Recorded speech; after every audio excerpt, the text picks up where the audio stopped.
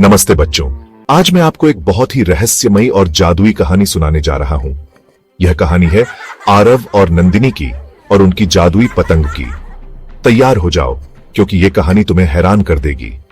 गांव के पास एक छोटा सा मैदान था जहां बच्चे हर शाम पतंग उड़ाने जाया करते थे। लेकिन एक कोने में एक पुरानी टूटी फूटी झोपड़ी थी जिसके बारे में सभी बच्चे कहते थे वहां कोई नहीं जाता, वो जगह मनहूस है। पर 9 साल का आरव और उसकी छोटी बहन नंदिनी मानने वाले नहीं थे। एक दिन आरव को मैदान के किनारे एक अजीब सी पतंग पड़ी मिली। पतंग लाल रंग की थी और उसकी पूंछ पर सुनहरे सितारे चमक रहे थे। भाई, ये पतंग तो जादू जैसी लग रही है, नंदिनी ने कहा। अब हमारी पतंग सबसे ऊंची उड़ेगी, आरव ने मुस्कुराते हुए कहा।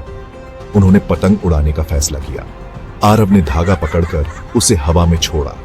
पतंग सच में हवा में सीधे ऊपर उड़ने लगी, इतनी ऊंचाई पर जितनी कोई दूसरी पतंग नहीं जा सकती थी। लेकिन जैसे ही पतंग आसमान में खोने लगी, हवा अचानक शांत हो गई। मैदान में एक अजीब सा सन्नाटा छा गया। बाकी बच्चे डरकर अपने पतंग समेटने लगे। तभी पतंग की पूंछ से अजीब सी चमक निकली। आरव और नंदिनी ने देखा कि पतंग के धागे के दूसरी तरफ आसमान में एक दरवाजा सा बन गया था।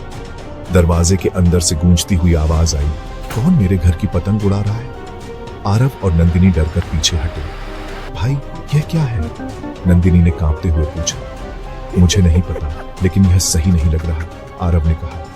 लेकिन तभी पतंग खुद खींचने लगी। उसका धागा आरव के हाथ से निकलने की कोशिश कर रहा था। छोड़ दो इसे, नंदिनी चिल्लाई।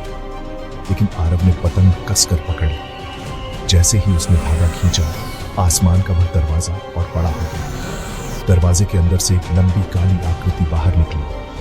उसकी आंखें लाल थी और वह गहरी आवाज में बोली, जो मेरी पतंग लेगा उसे मेरे पास आना होगा। काली आकृति ने झपटकर पतंग को पकड़ लिया। लेकिन आरव ने तुरंत एक तेज पत्थर उठाकर धागे को काट दिया। जैसे ही धागा कटा, दरवाजा गायब हो गया और पतंग हवा में आग की तरह जलकर राख बन गई।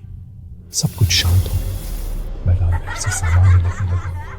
आरव और नंदिनी ने एक दूसरे को देखा और जोर से दौड़ते हुए घर की ओर भागे। तो बच्चों, इस कहानी से हमें ये सीख मिलती है कि हर चीज जो आकर्षक दिखती है अच्छी नहीं होती।